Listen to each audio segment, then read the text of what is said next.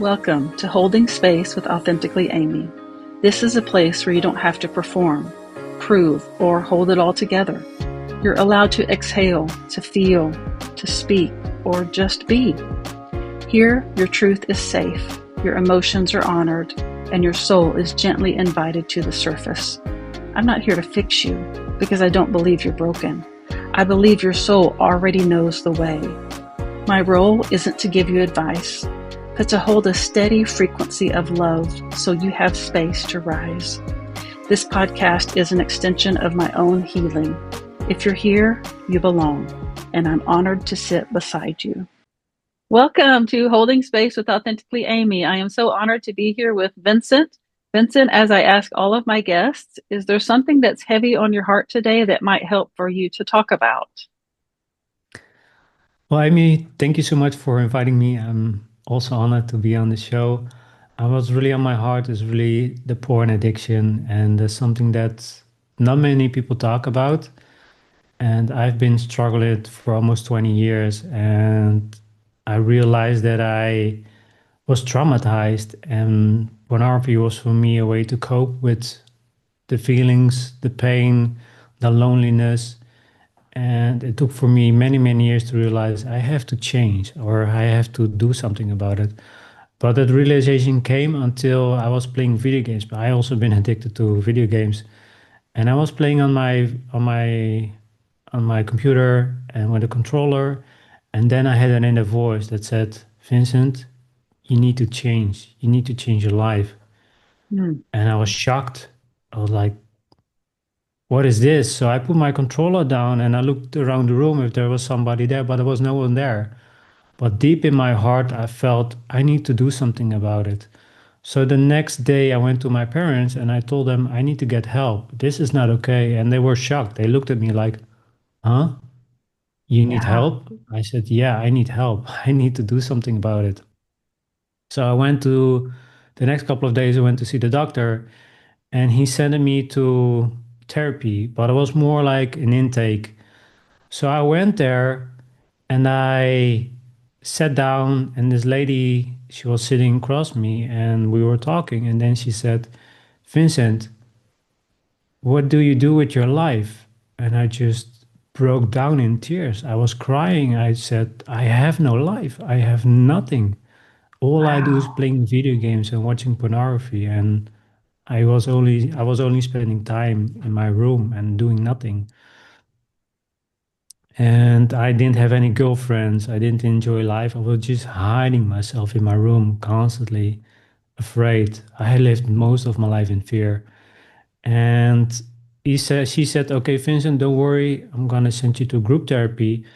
And from there, once I joined that, I learned more about myself, the emotions, the trauma, and the backpack that I was carrying for years. But what happened to me was I got really into self development. I loved to read books, courses, coaching, but also became my downfall. I was so obsessed with reading books and learning that I built this massive wall to protect myself. I believed if I consume so much information, then nobody can hurt me, nobody can do anything to me. But because of reading books and all that stuff, I didn't take any action. So what I did was, first, I'm going to read this book about business, then I'm going to start my business. First, I'm going to read this book on how to become better with women, then I'm going to be talking to women. So there was always this excuse for me to grab hold of something outside of me before I did something. And from there, I started to learn and grow more, but I was constantly digging. I was constantly searching for myself. I was so lost and I had no purpose, nothing in life. And from there, I started to change a lot, but still being stuck with in my head, especially constantly overthinking and worrying and not knowing what I had to do with myself. And eventually, I got more like I wanted to do something else. I was in this 9 to 5, but I wanted to travel more. And I quit my job and I moved to Mexico. Yeah, I know it's a crazy step from being so much fear to move to Mexico. but I knew deep inside I had to do it. I've been on vacations for a couple of times in Mexico and I fell in love with Mexico and I said I need to do it. I need to go there. But the reason that I went to Mexico was I've met a Mexican and he made me a proposition to work with him on a fast food restaurant. And I did it. So I moved there in 2017. I sold all my stuff and I went there. And 1 year later, I saw my dream gone. I was bankrupt.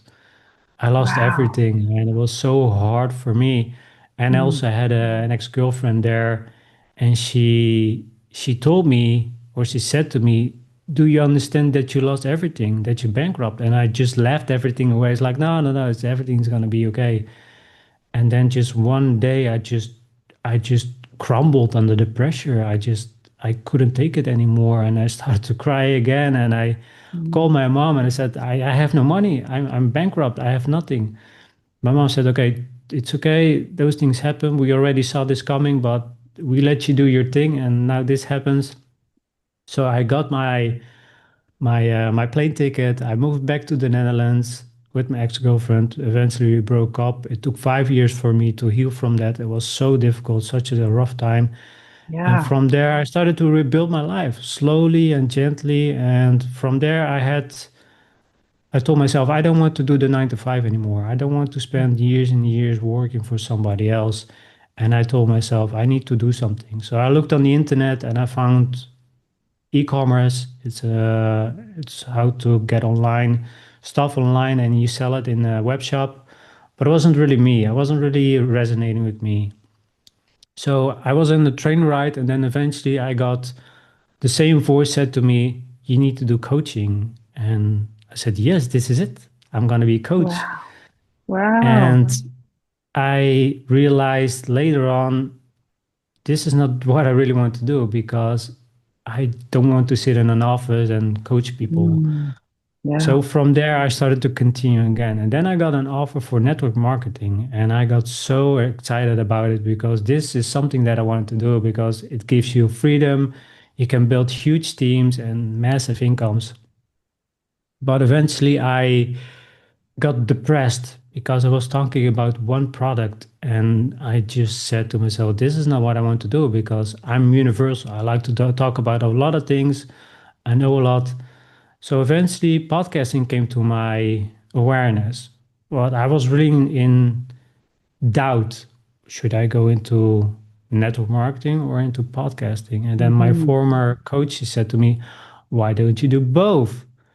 And then in that moment, I knew exactly what I wanted to do. I said, I'm going to do podcasting. And from there, the How to Heart Show was born. And this is my journey in a nutshell. Wow. Oh my gosh. There's so many nuggets of wisdom in there that I just am. I, first of all, want to thank you and commend you for being willing to speak about this so openly. I think so many people can relate to what you're talking about and are in the situation that you were in, but don't know what to do about it. Don't even know how to talk about it, are so ashamed. And the first thing that came to my mind when you started talking was that how pornography is an addiction. Like it's pornography addiction, but it has a different stigma than other types of addiction. Like it is treatable just like other types of addiction. But can you address that for a moment of the stigma around that and what it took for you, because it took great strength and courage and bravery for you to, number one, ask for help, and number two, say that it was involving pornography. I had a lot of conversations about this with myself. And the first thing that came to me was once I went to therapy, why did she never ask me if I had problems with pornography? Because I struggled a lot with connecting with people and with women, and she never asked me. Also, when I was in this group therapy, they never asked me if I had addictions. And I was baffled later on in my journey with that nobody asked me. Mm, But last year or 1.5 year later, I went to see a psychologist because I was so addicted. I wasn't communicating with women and I was always frustrated and angry at myself. Why can I not talk to her? What's the problem with me? I was always beating myself down. But I remember that I was listening to an audiobook, The Body Keeps the Score. Mm, And there I realized there's something there in the body and not really the mind. Because in my head, I can say I can walk up to her and have a conversation and nothing can go wrong. But my body was constantly in this freeze mode, constantly in this flight mode. And I was getting tired of it. So I went to see a psychologist and I had EMDR. And from there, everything changes. But hmm. what for me was so strange was that nobody asked me about the problem of addiction. And I came to realize the addiction came from that my mom rejected me when I was a child. We're apart or we're still together, but she rejected me in a moment. And my body was saying, and my subconsciously said, oh, wait, women are scary. I cannot connect with them or I'm going to get hurt. So it was so intertwined in my body that every time I saw a girl, chaos, stress, no, no, don't do it, danger, danger, rejection, rejection. And I wasn't aware. I wasn't aware that the trauma was connected with the addiction. So on my journey, I realized if people are addicted to something, it's connected to trauma. It's something that you do to cope with. I was Absolutely. really lonely. I was so alone. So pornography was for me to keep myself safe. So I won't get rejected if I talk to a girl. I remember when I went out on a club or a bar, I was only always leaning against the wall, waiting for women to come up to me, and they never did. And I felt so bad. I said, "Am I not good enough?" And I saw the guys walking up to women and talking to them, and I just couldn't. So I went home. I felt ashamed and alone, and I just watched porn. It was always something for me to be safe in.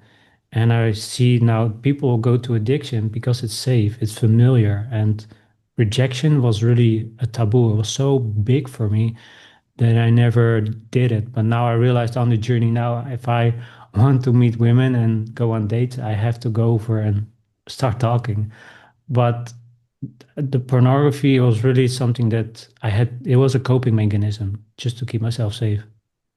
That is such a great point that it all stems from something that has happened in the body. It can be fear, it can be doubt, it can be shame, it can be guilt. A lot of things can be the root cause of addictions because we don't know how to deal with them or to handle them. And I know I have talked to men before who really started getting into pornography because they were curious. Like you said, you didn't know how to speak to women, you didn't know how to develop a relationship with women, and that you, maybe not you, but these people that I have talked to before turned to pornography to kind of help. They thought it might help teach them how to connect with women better. And then it became something that they couldn't get past. And I just want to say that with any kind of addiction, I think people see pornography as something like, well, just stop watching it. Like, why can't you just stop watching it? I'm sure you've heard that. And that's why it's called an addiction, because it's not that simple, right? No, I had thousands of conversations with myself, telling myself, why can I not stop? Okay, today I'm gonna stop. Really, I'm gonna stop. And then a few days later, well, I was really cool today. This is a treatment for myself. So I was always making excuses to watch it. So I tried so many things. I tried so many times to say no more. I put my laptop away. If I have felt these urges, I went out for a block. I gave money to my brother, hundreds of euros, and told him if I'm watching, you're gonna keep the money. I kept hold on for 3 months, and once the deal Mm. was over, boom, I go back right to it. It's just it was always this.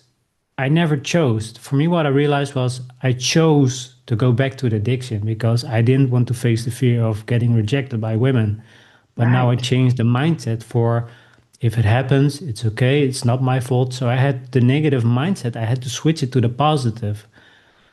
But I always made this excuse because it was familiar. I felt safe. But I think for drinking and I think it's the same. If you say, well, Yeah. this week I've been okay, I'm gonna drink one beer, but you know it's gonna be your downfall, especially if you're on this short journey. And with porn is the same. If you really want to quit, you have to say I'm dedicated now because I had moments that I was so tired and so sick of it of watching, and I said now I'm gonna quit. Now I'm gonna stop. Although also I did the cold turkey method, so stop completely and just don't look at it. But when you're having a bad day or you talk with somebody and she rejected you, you always go back to it. So I said to myself, I need to go to the source. I really need to go where it started. And from there, Yeah. I went to see the psychologist, and he helped me a lot with EMDR and helped me to process the trauma. But I realized it's always the source. If we go to the source and heal that, usually it will heal itself, the trauma, the addiction. So that was for me my biggest important step that I took, take action. But it's funny that you mention it, how I heard many stories now that how they started or children are starting now watching porn. It's usually the phone. But for me, I didn't have any phones when I started it. Mm. But it was by groups of guys. He said, Vincent, have you ever watched porn? No, I haven't. You should try it out. And once I did it for the first time, Yeah. dopamines, all these Mm. rushes. And I watched one time and I was addicted just right away. Wow. But I was so lost and no self-discipline. And I'm also, how can I say, when there's an addiction, I'm really vulnerable to addiction. So if Mm. I, for example, if I used weed, I'm really fast addicted to the weed. So I'm always now careful what I try, what I do, because I know, boom, I'm gonna be addicted right away. But with porn, the dopamine just so much. You get so much dopamine. So every time I watch pornography, you get this rush of dopamine constantly. So talking to women there's no pleasure in it because I'm always full with or filled with dopamine shots. So I Wow. had to learn to detox from it as well, and that was difficult. I had moments that I was sitting in my bed and my body was twitching and shaking because of the detox. And I said Mm. to myself, I'm not gonna go through this again. I'm not gonna go through the detox, watch porn, detox, porn. I couldn't handle that anymore. So I said, now I need to quit and now I need to change. But it's also the wired. My brain was wired to the porn. So now I step away from the pornography. I step away from most of the things. But now I change the negative into the positive. So I go salsa dancing. So now I'm interacting with women on a healthy level. So now I feel the touch. I see them. I'm in contact with them, and I have so much more pleasure than masturbate on a screen. So Sure. those things really help me to really be more in contact with myself and not just go outside of myself because that's what I always did outside of myself, looking for love outside of myself, pleasure outside of myself instead of going from within. Yeah, it's so powerful that you share that you have to get to the root of it. Like it's not what you think it is. Like there's much more to it, and you have to get to what is the cause of this, which is not what you thought it was, but the fact that you asked for help and were willing to talk about it openly and learn more about yourself in the process, because now you know that anything that you are exposed to, you have the tendency to become addicted to it or have those addictive tendencies, which is a really healthy thing to be aware of so that you can you can get it before it starts.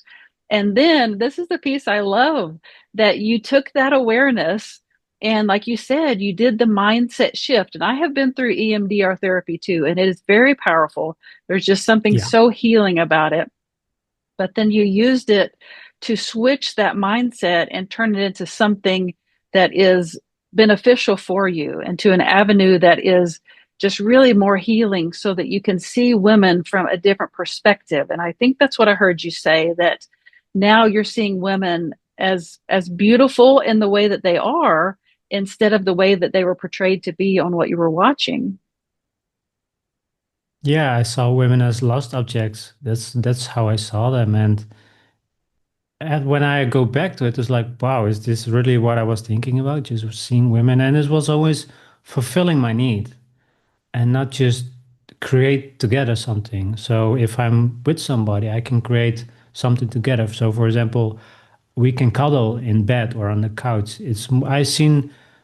I've been on a few dates now, but I enjoy more to have a deep conversation with somebody or go for a walk than have sex with them. It's so strange now that I'm more aware that I have more pleasure just to holding her, just to feel her, just look in each other's eyes. That gives so much more intimacy than just penetrating. And that's what society is on now, just sex. Women are now being sexualized on billboards, on magazines, in movies.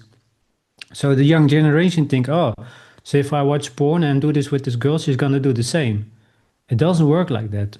But there's so many young guys, they think they need to act like that. And it's really sad for people like me and the younger generation that they think that's the right way to have a connection with women. And now being aware of my journey and the traumas, I see now there's so many more levels how you can connect with women. And my dating coach always said, sex is always the cherry on the pie. It's always comes last. And for me now, I changed that all. Like first, I want to go on a date. First, I want to get to know her, and if it happens, it happens. But it took a long time to change that mindset from Mhm. lusting, getting women instead of I'm just gonna have a conversation with her and feel my feelings if I have it for her, and then we'll see how it goes. But I was constantly in control. I want to control over everything, the relationship, the interaction, everything. And I had to let go. And it was so difficult for me to let go. Mhm.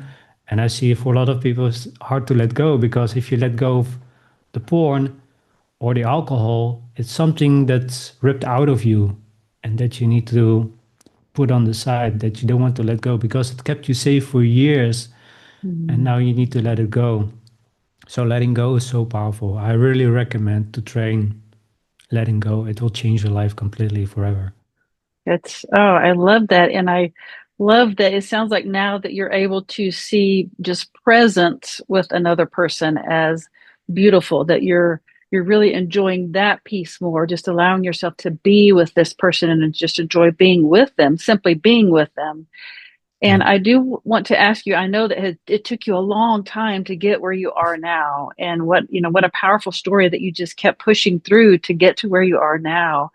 And if you had some advice for guys or, women suffer with porn addiction too, with anyone who is going through this, if you could minimize that time so that they don't have to take as long as you did, what advice would you give them to help get them through this?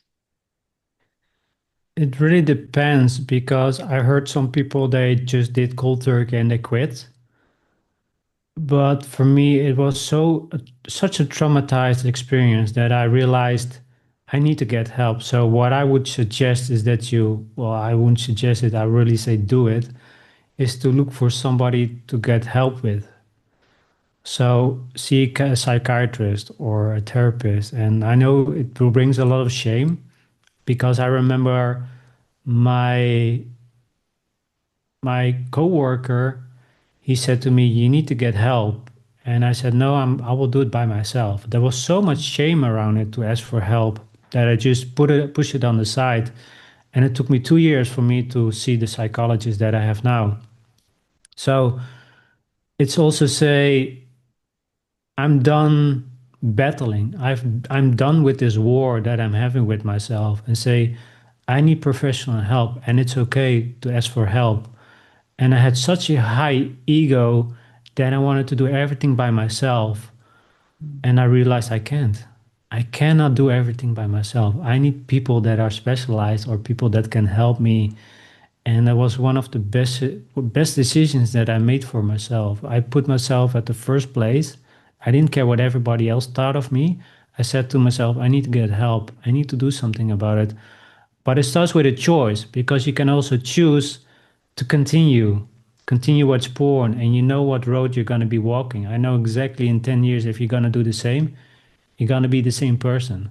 So it starts by choosing, do you really want to quit and change your life, or do you really want to be stuck blaming others, blaming yourself, and keep yourself in this low vibration instead of lifting yourself up. And I know it's really scary. I was there too. I was so afraid to ask for help. I remember when I wanted to do EMDR for the first time, I was just always putting on the next day. And then my psychologist is like, Vincent, stop this now. We're going to do it today. Okay, okay, okay. Yeah. And I just broke down. The first time he did it with the light, I Hmm. completely broke down. And after weeks and weeks and weeks of doing it, I felt a lot better. And I said to myself, okay, I need to keep going. It was really hard. The first Yeah. time I was sick in bed. I was having a fever and stuff like that, but it's the trauma that the body is now processing. Yes. So, what I would say to the listeners is get help and don't give up on yourself. I know it's scary, I know it's difficult, but be consistent, and eventually the addiction will fade off because you will do other things, you will find passion and enjoying in other things. For me, like salsa dancing, I always wanted to do it, but because for me interacting with women gives me so much anxiety that I said, okay, first I'm going to heal myself, and from there I'm going to do the dancing. And I've been taking a few lessons and I love it. It's so amazing. So it's really choosing yourself and really Mm. get the help that you need and still educate yourself, read self-development books, audiobooks, courses, coaching, all those things, but really get help and don't be ashamed. Everybody has something in their life. You're not alone. So take the courage and ask for help.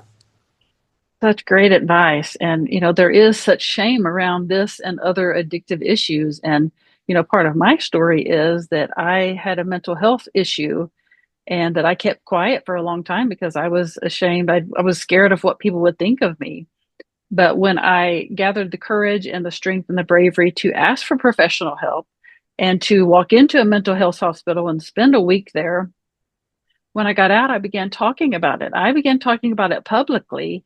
And it shocked me the number of people that responded to my just speaking about it and how they could relate to what I was going through. And they were suffering silently and they were ashamed to talk about it. But my point here is that there's such shame around these things because nobody's talking about it. Yet so many people are dealing with it quietly and alone, and it doesn't have to be that way. And so it doesn't mean that you have to talk publicly about it like we're doing, but that just sharing it with someone, seeing a doctor, seeing someone who can help can be so, so powerful. And so, again, I just am so grateful, Vincent, that you're out here talking about it and sharing this message. Yeah, I have some points that I want to mention. Also, Sure. talking about it because I did the same as you. I told my addictions, my problems on social media, and I got the same exact response. I was shocked because, oh, so you have that? Wow, you're so brave of sharing that. And I was like, okay, I was expecting a different outcome because Right. I believed that people's like, oh, look at Vincent, he's addicted to pornography and he's such a loser. And so what is he talking about? And nobody said that, no word, nothing. And That's people are right. so busy with their own lives. They don't really care about you because they have their own problems. They're dealing with their Right. own things. So for me, it helped me a lot. It was a sort of therapy for me sharing it on social media, but you can also share it with your best friend. If you're really Sure. trusting people that you feel close to and you really feel I can talk with this person, you can also share it with them. I told a colleague, he told me, Vincent, how are you doing? And I said, yeah, I'm not doing so good. And I struggle with pornography. And it's like, oh, okay. Yeah, I also had some similar addictions. And I was like, okay, so I am not alone in this.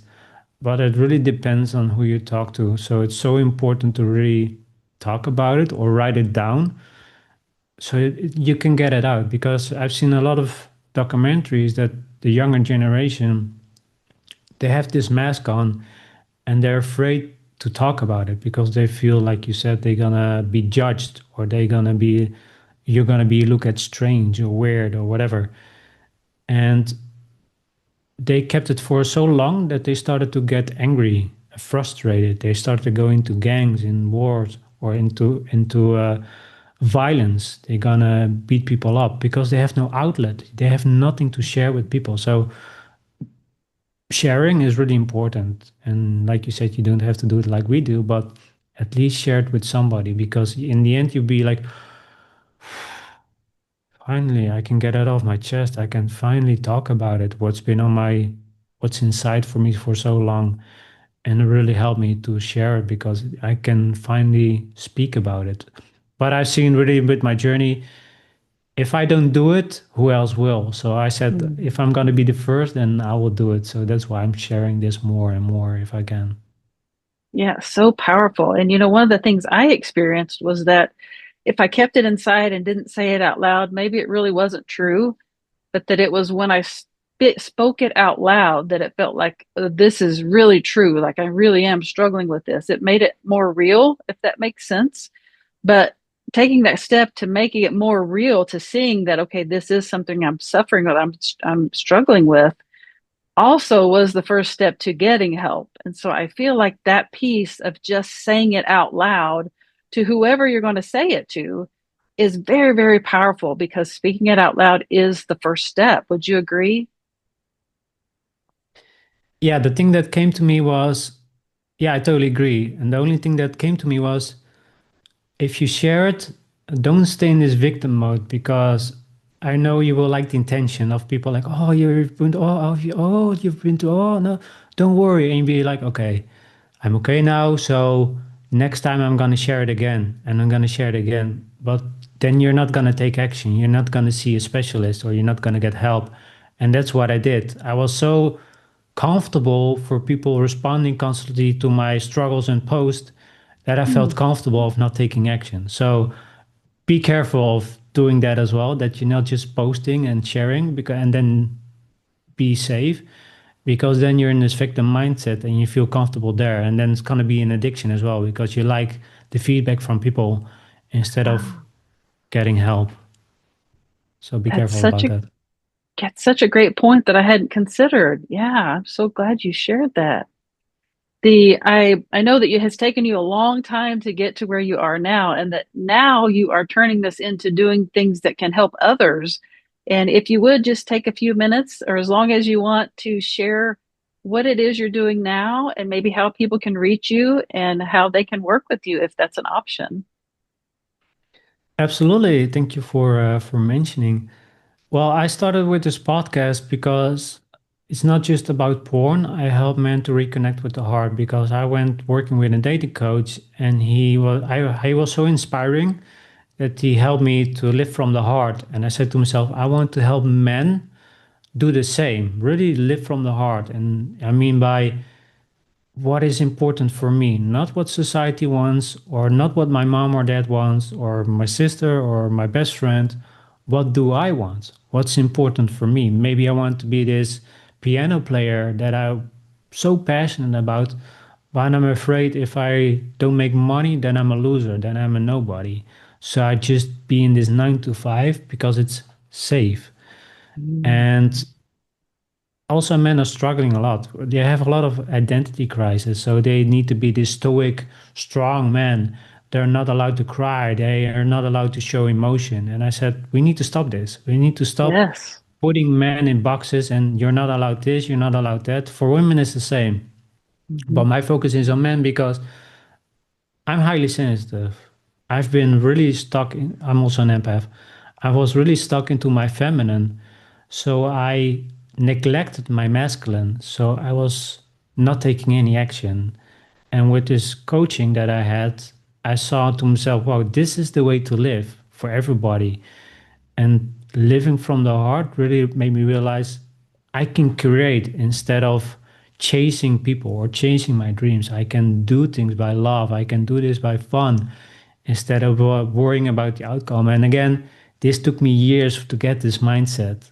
It's not like, okay, I'm going to change my heart and then everything's going to change. I had to talk positive to myself. I had to, if I had difficult setbacks or situations, I change it from the negative to the positive. I constantly transform myself and how I talk to myself. So that's really, really important. So I talk about those things, about trauma addiction, addiction. I talk about my own life, my own journey, my expertise in solo episodes. I also have guests. Also want to bring Amy on as well and on the show. And I just want to talk what I feel is important. So I might not help everybody, even though I want to, but I want to help men become their own leaders in their own life. So I create this door for them. I will stand by next to them and say, okay, here's the door. I can help you until I'm here, but you have to go through the door. You have to learn to take care of yourself. You have to learn Yeah. to build your skill set. You have to learn to believe in yourself. You have to learn to trust yourself again. Trust your heart, your gut feeling. I've neglected that feeling, and it got me in so much trouble or into bankruptcy or in scams. So I learned I have to listen inward. And if I stop doing that, or if I stop doing going outside of myself and think what I need from other people, I'm whole. I'm complete. I don't need people in my life that tell me what to do, or I don't need women in my life to feel loved. I just love myself for who I am. And Mm. I feel like if I'm doing that step by step, heart by heart, then people are going to heal themselves, and that's what we need to do. But also it will heal Yes. the world as well, because people then gonna start living from within, and it will change the world. So that's my goal. It's that's how I got inspired. That's why I wanted to do it, because I've learned a lot. I'm still growing, still learning, and I want to give that as much as I can. And I'm also building a course for men to quit porn. And it's not just for men to watch from time to time. It's people like me that really have a hard time quitting. And for my course, it's not just a course about here is the tools and now you're done. This is awareness course. So people are gonna go through this course, and then I force them in a way that they still gonna keep going and learning and growing and healing themselves. Plus, I also have coaching, one-on-one coaching, and also I will include a men's group for men to join a weekly call. So it's super exciting. It's almost Wow. finished, and I have the templates finished, and I'm gonna record them soon. So what I want to say with this is, I never believed that I would doing those things. I would be coaching, I would be building a course, podcasting, but everything that happened to me happened for me for a reason. It Yes. made me the person that I am today. Same for Amy. She could be in this victim mindset and say, why is this happening to me? But she Yeah. turned it into a power. And that's what I'm doing. So you have something you might want to share, or you want to write a book. Don't sit and wait what other people think of you. Start doing it and then show it to the world, and you will see who will like it or not. And you cannot please everybody. Not everybody will like my course or my podcast, and that's okay. I created this mindset that I said, this is for the people that want to listen and want to change their life, because I cannot help everybody, and I accepted that. And this is really for the people that wants to make a change. So that's what I want to say, and that's my advice of my journey, podcast, and everything. Ah, so powerful. I cannot wait to share this with the world, Vincent. Like you're going to help so many people because I know there are so many men specifically because you work with men struggling with things like this. And because you have been through all that you've been through, exactly what you said, you have gained the knowledge to be able to help other people through it and to see it from a different perspective. And I just, so powerful. I'm so grateful for what you're doing and how you're doing it and turning it into a power for other people instead of being a victim. So thank you. Thank you for what you're doing. I do want to say that I love the concept of, you didn't use this word, but when we go inside, our intuition, that we have intuition, that we know what to do instinctively, but we just Yeah. don't listen to it because society tells us not to listen. And my youngest son is 15, and he said to me the other day, something like, I had this weird thought that I needed to do something. And he was like, I just did it. And the story, he talked about how it turned out well for him and that he didn't know. He's coming to terms with this intuition, identifying it and be able to listen to it and not fight it. And it is a very powerful thing. And I think, like you said, for men, it's difficult for them to do that because society teaches them that they have to be strong and they have to be resilient and that they don't need to be in their feminine. But men need Mhm. both as well, as so do women. Yeah, the thing that we forget about is that men and women, they have both masculine and feminine energy. And but my problem was I was really stuck in my feminine. So I was really this people pleasing. I said I didn't say no. I had no boundaries. I let everything happen by default. I had nothing to bring in, even though I felt it in my heart. I didn't say it because fear of rejection, fear how people look at me. I kept myself really small. True. But the masculine is really taking action, stand your ground, be in a positive mindset. Really, you're I think the problem is also with the masculine that they think you need to be this alpha male, that you need Right. to be this powerful male, masculine male. But I learned you have to be both. You need to be in this dynamic flow, this yin and yang with your masculine and feminine, because one time you can be stuck in, or you can be in your masculine, you can take the lead with women, but if she's really crying and she wants to hold, if you, she wants you to hold her, you need to go in the feminine. It's like, come here, I will take care of you. So it's really that dance that you have to do. Not just I need to be in the masculine or I need to be in the feminine, but you need to constantly flow. And a short story about I've been scammed a couple of years ago, and I lost 3,000 euros. It's a lot of money because I Wow. didn't listen to my intuition. My Mm, feeling said, no, don't do it, don't do it, don't do it. But my greed said, okay, I'm gonna try. I want to see how this goes. If I just listened to that inner voice, I wouldn't lose mhm. it. But again, I said, in a positive way, what can I learn from this? What can I do next time? And it changed my life completely because I use it as my power. Next time, it won't happen again. Next time, I will make different decisions from that. So always try, for if something negative happens, switch it to the positive. What can I learn? What can I do to use this or help other people with? And you are so powerful if you do that. Absolutely. Absolutely.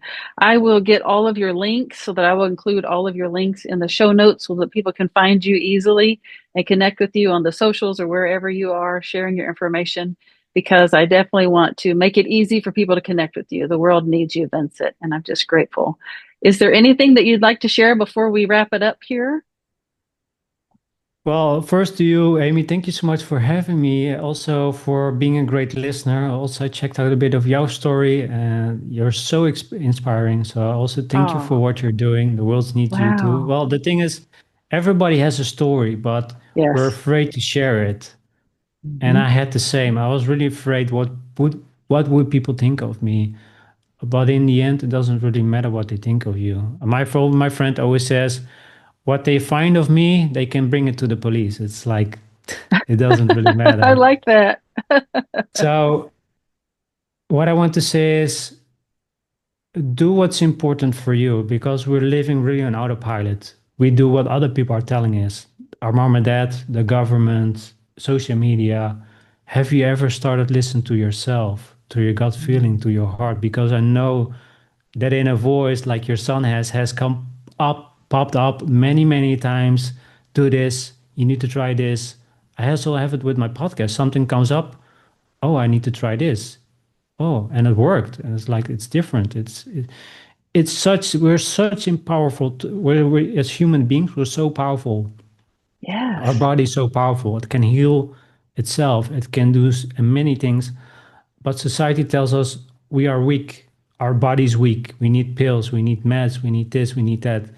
And we are Yes. so powerful. So, what I say is really start believing in yourself, what you're capable of, and start from living your life from there. Start creating. Start to do the things that's important to you. Because I like to say, even though your mom and dad wants you to be a doctor, and you hate to be a doctor, but still you do it to please them, eventually they're gonna die or they're gonna pass away. So you've been doing all these things for somebody else when they're gone, and then you can't because then you're in your 50s, in your 60s. Still, you can change, but better do it now than do it later. And like I said, people come and go, so don't change yourself for them. Oh, goodness. Such great advice. So, so good. I have loved this conversation. Vincent, thank you Yeah, me again for too. being here and for being willing to share your story and all that you're doing to help the world. And for those of you watching and listening, thank you so much for tuning in. Please share this so that the world can find this information because the world needs it. We know the world needs it. And until next time, I will be here holding space for you. Thank you for being here. And to my guest, thank you for your honesty, your courage, and your truth. It's an honor to hold space for people like you. If something in this episode stirred something in you, if you breathed deeper, softened, or felt a pull inward, consider this your invitation. Whether you're ready to share publicly or prefer to remain anonymous, I'd love to hold space for you too. This work isn't just for podcasts, it's for people everywhere. And I'm bringing it into businesses, schools, communities, organizations, anywhere humans need a place to be and for someone to hold space for them. To learn more or to schedule your own session or to be a guest on this podcast, visit www.getamyshelp.com or just reach out to me. I'll meet you with open arms and a quiet, sacred seat. Until next time, thank you for being beautifully, unapologetically human.